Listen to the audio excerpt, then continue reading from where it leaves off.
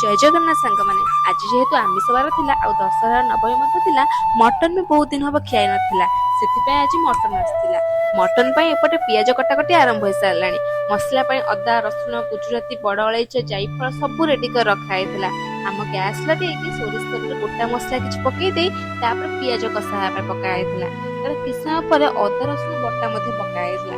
ଯେହେତୁ ଅଧିକ ମସଲା ଥିଲା, ବହୁତ ସମୟ ତ ଲାଗିବ କଷିବା ପାଇଁ। ତାପରେ ଛଣା ହେଇଥିବା ଆଳୁକୁ ପକା ହେଇଥିଲା, ତାପରେ ମଟନ ପକା ହେଇଥିଲା। ଏପଟେ ଦେଖୁନାହାନ୍ତି କେମିତି କଳାହାଣ୍ଡି କରି ବର୍ଷା ଆସିଲାଣି। ଏବେ ସାଙ୍ଗେ ସାଙ୍ଗେ ଖରା ହଉଥିଲା, ମୁଁ ପୁଣି ଯାଇ ଗଲି ଉପରକୁ ଡ୍ରେସ୍ ନେଇକି ଆସିଲି। ଏବେ ଯେମିତି ଖରା ବର୍ଷା ହଉଛି, 5 ମିନିଟ 4 ଥର ବର୍ଷା 4 ଥର ଖରା ହେଇଯାଉଛି। ଏ ବର୍ଷାକୁ କଣ ବା ବିଶ୍ୱାସ କରିବ, ହେଲେ କଣ କରିବା, ଏତେ ଜୋରେ ବର୍ଷା ଆସିଲାଣି। ଷଣ୍ଢଟାକୁ ଦେଖୁନାହାନ୍ତି କେମିତି ବର୍ଷାରେ ଓଦା ହେଇଯାଉଥିଲା, ତାପରେ ଘର ଖୋଜି ଖୋଜି ଆସି ଘର ତଳେ ଠିଆ ହେଇଗଲା। ଏପଟେ ଦେଖୁନାହାନ୍ତି ଏତେ ଜୋରେ ବର୍ଷା ହେଇଛି ଯେ ବେଙ୍ଗ ବି ଘର